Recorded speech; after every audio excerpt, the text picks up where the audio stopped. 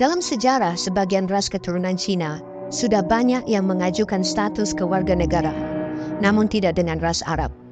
Mereka di zaman penjajahan banyak yang menjadi antek penjajah. Ternyata mayoritas tidak pernah mengajukan status kewarganegaraannya. Ras Arab yang dimaksud di sini adalah mayoritas para imigran dari Yaman. Mereka bermigrasi pasca Perang Diponegoro tahun 1830 dan tetap mempertahankan garis keturunannya dengan memakai nama marga paternalnya dari jalur laki-laki.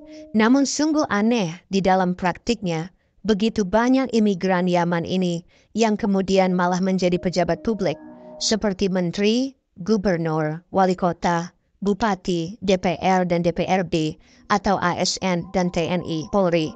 Mereka juga dibiarkan untuk memiliki tanah dan mendirikan organisasi berdasarkan ras yang mana telah keluar pengesahannya dari pemerintah. Apakah bangsa ini begitu permisif kepada mereka karena sebagai sesama pemeluk agama mayoritas Islam? Ataukah karena telah melupakan sejarah dan konstitusinya? Sudah seteledor itukah bangsa ini? Sudah separah itukah perlindungan kepada pribumi aslinya? Dan sebegitu lemahkah bangsa ini di dalam menjaga pertahanan dan keamanannya dari segala pengaruh asing? Dua negara tetangga kita patut untuk menjadi contoh paradoks. Bagaimana di Singapura yang semakin terkikis ras Melayunya? Padahal ras Melayu adalah penduduk asli Tumasik, nama lampau Singapura, sejak ribuan tahun lamanya. Namun seterkikisnya nasib etnis Melayu, tetap mereka hidup makmur dengan segala jaminan tunjangannya. Singapura dikuasai non-pribumi, tapi menjadi negara maju dengan pengelolaan yang lebih baik, bersih dan benar. Beda dengan Singapura, maka beda pula di Malaysia.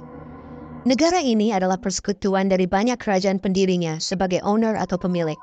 Di sini ras asli Melayu tetap dilindungi nasibnya dan memperoleh hak-hak istimewa melebihi ras imigran.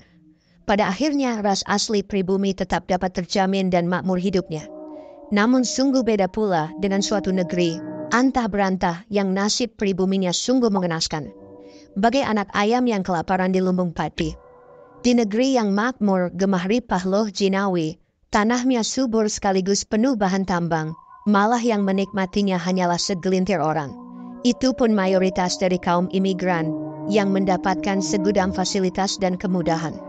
Entah negeri mana itu, admin sendiri juga prihatin bila negeri seperti itu benar-benar ada. Untungnya nasib pribuminya tidak tragis Indian di Amerika, Aborigin di Australia, ataupun Maori di Selandia Baru. Mumpung belum terjadi hal yang memilukan tersebut, maka tidak salah bila semua pribumi bangkit untuk menuntut haknya dan menata diri agar semakin pantas di dalam memajukan bangsanya. Demikianlah sahabat, dikutip dari history berbagai sumber. Jika ada dari sahabat yang memiliki pendapat berbeda, silakan tulis di komentar dengan selalu menjaga prinsip BNBR, be nice, be respectful. Bila ada kurang dan lebihnya, kami mohon maaf. Kenyataan telah banyak orang dari bangsa lain dipastikan tidak memiliki pengesahan sebagai warga negara Indonesia, ternyata mendapat kesempatan yang sama dalam pemerintahan dan atau dalam pengisian jabatan.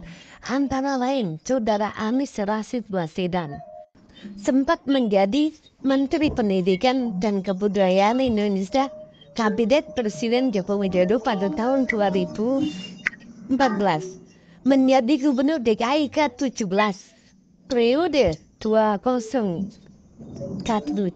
sampai 2022 dan menjadi calon presiden 2024 periode 2024-2029. Sementara yang bersangkutan adalah orang dari bangsa lain yang tidak mempunyai pengesahan sebagai warga negara Indonesia. Begitu juga dengan Habib Lutfi bin Yahya Hadi Zainal Abidin menjadi wali kota Probolinggo periode 2019-2024 dan menjadi anggota DPR RI periode 2014 sampai 2028.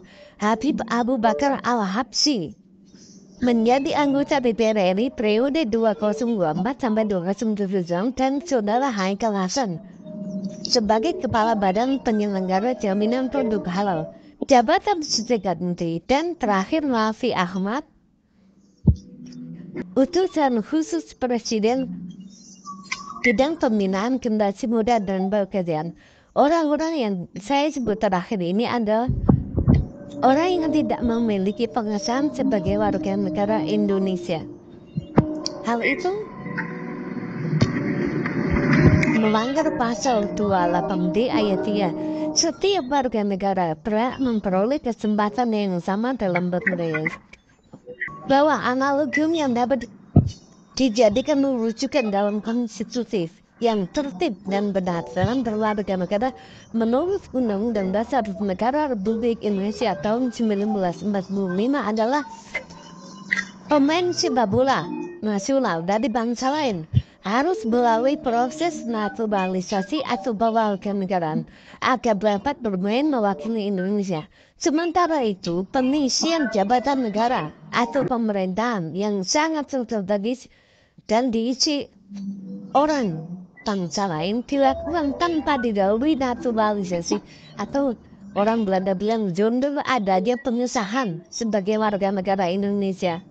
Bahwa untuk menghalangi agar orang-orang dari bangsa lain yang tidak memiliki pengesahan sebagai warga negara mendapatkan kesempatan yang sama dalam pemerintahan, maka lembaga atau badan-badan baik eksekutif, legislatif, dan yudikatif yang menjadi pintu masuk di mana warga negara dapat ikut dalam pemerintahan wajib secara konstitutif mensyaratkan yang bersangkutan, yaitu orang-orang dari bangsa lain tersebut harus telah mendapatkan atau memiliki bukti pengesahan sebagai warga negara Indonesia menurut undang-undang.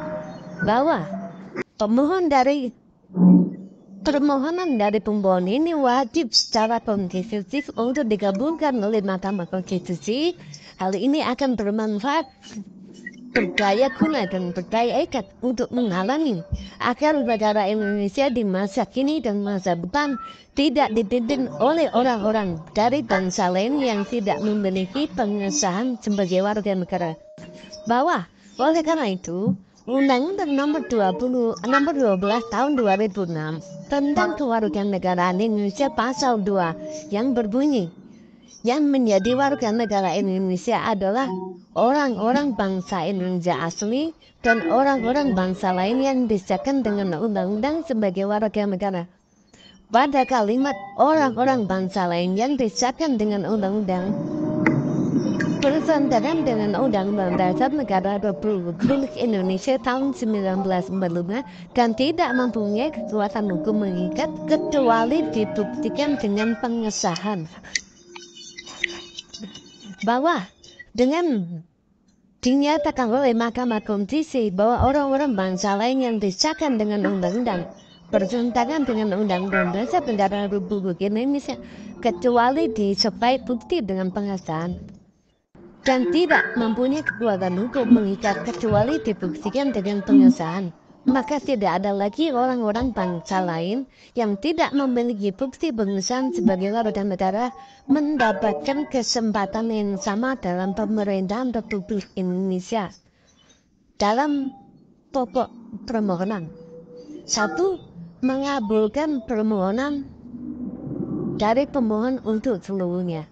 2. Menyatakan kalimat orang-orang bangsa lain yang disahkan dengan undang-undang dalam pasal 2 Undang-Undang nomor 12 tahun 2006 tentang kewarganegaraan Republik Indonesia Lembaran Negara tahun 2006 nomor 63 bertentangan dengan Undang-Undang Dasar Negara Republik Indonesia tahun 1945 dan tidak mempunyai kekuatan hukum mengikat kecuali dibuktikan dengan pengesahan.